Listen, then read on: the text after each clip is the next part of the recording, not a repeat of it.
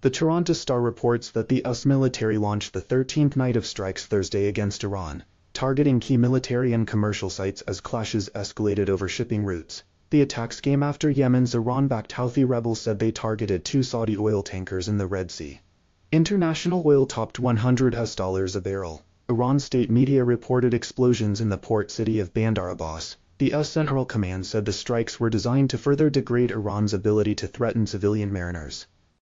Toronto Sun reports that Iran and the United States vowed Thursday to step up attacks after Tehran's Houthi allies struck Saudi shipping and sent oil prices soaring. President Donald Trump said the U.S. would hold Iran responsible and warned both would soon receive a major military punishment.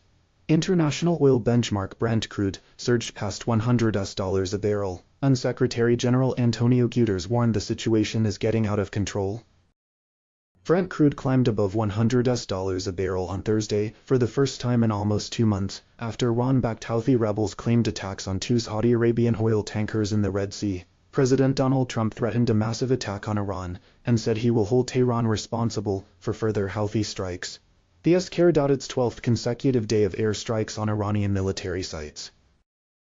American fuel makers are gorging on the most Venezuelan oil in almost a decade, as the threat of wildfires in Canada risks disrupting supplies. Imports from Venezuela are on pace to hit 804,000 barrels a day for cargoes arriving in July, the highest level since 2017. United States sanctions effectively shut off imports in 2019, before ramping up this year, following the ouster of the country's former president. Demand for Venezuelan crude has lifted prices in the US Gulf Coast market. It was sold for a discount of $15 to benchmark ICE Brent in May, and is now at a discount of about $10. Refiners are tapping more Venezuelan oil as insurance against potential supply disruptions triggered by wildfires in Canada, which produces a heavy, thick crude of similar quality. President Donald Trump threatened a massive attack on Iran after Iran-backed Houthi rebels claimed attacks on 2 Saudi oil tankers in the Red Sea. Brent crude climbed above $100 per barrel for the first time in nearly 2 months. Trump said he is close to making a decision on a strike that would be bigger than ever before. The Houthis targeted the tankers in Celia and Layla. The U.S. carried out its 12th consecutive day of airstrikes on Iranian military sites. Iran also fired on U.S. bases in Kuwait and Jordan. An interim peace deal signed in June appears to have collapsed. The Daily Press reports that BC conservatives are criticizing the newly announced southern route for a proposed West Coast oil pipeline. The route runs from Bruderheim, Alberta to Roberts Bank in Delta, cutting through the fertile Fraser Valley.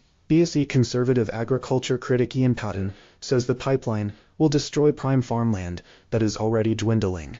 He points to decades of infrastructure projects that have split Delta farms. BLC Conservative leader Carrie Lynn Finley blames Premier David Eby for blocking a northern route.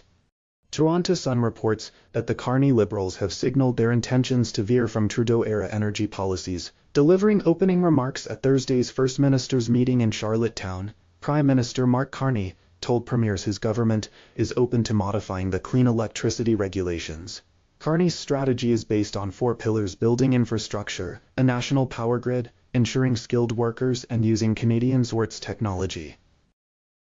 Vancouver Sun reports that British Columbia Premier David Eby is threatening to restrict United States access to the province's critical minerals in response to newly announced U.S. tariffs. Eby said it is inexplicable for the U.S. to destabilize Canadian export industries while hoping to access Canada's mineral wealth. The Trump administration announced tariffs on Canadian goods starting August 19, including wooden furniture and tableware from BC. Analysts say the tariffs will hit Ontario, Quebec, and BC hardest. Eby said there is not a chance in hell BC will put used alcohol back on the shelf.